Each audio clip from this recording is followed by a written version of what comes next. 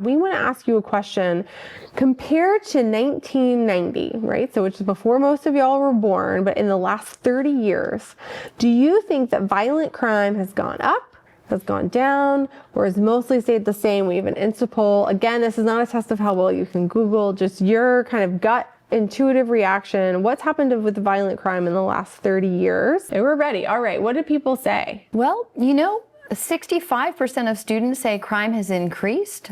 About 27% say it's decreased, and about 8% say it stayed the same. This is a really common response of just people thinking that crime has increased. And a lot of this is around frequency heuristics. So you think about, well, maybe I hear about crime more. If you look at my computer, you can see at the reported violent crime rate in the United States from 1990 to 2021. It's ticked up slightly again, maybe this year, 2022. And what I want you to notice is that even though it's increased modestly since 2019, basically since the pandemic began, we are still way, way, way below historic highs, right? So it peaked in 1991 and has been falling pretty steadily since then.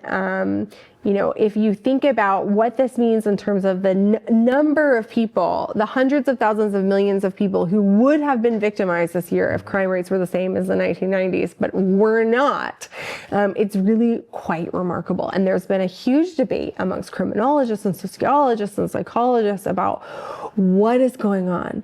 Why is this happening?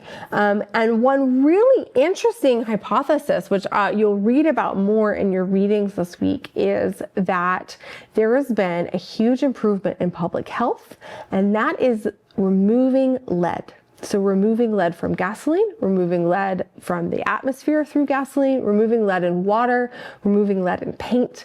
So I have another graph to show you here. So what we have here is how old people were in 2015. And so, add a couple years to what our current year is. And blue means that you have very, very low blood levels of lead. And red means you have very, very high blood levels of lead. And what I want you to see is essentially my generation here, which are elder millennials and Gen X, which are the most lead poisoned people in America, because they had the most exposure to atmospheric lead due to leaded gasoline and other things. So it used to be that people thought, well, maybe this is the crack epidemic in the 90s.